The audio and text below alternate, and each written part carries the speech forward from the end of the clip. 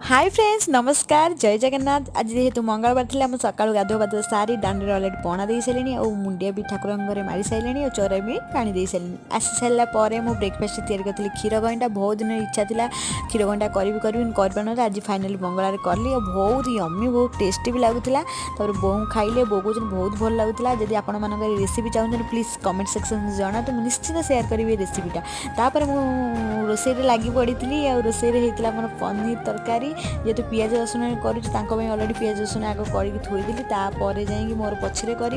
ये बो अरुआ भात टे बसौन चुली कहीं मुझे रोसे कला बेलू ये झील बहुत हैरान करता धरिकी ये चुली लगाऊँ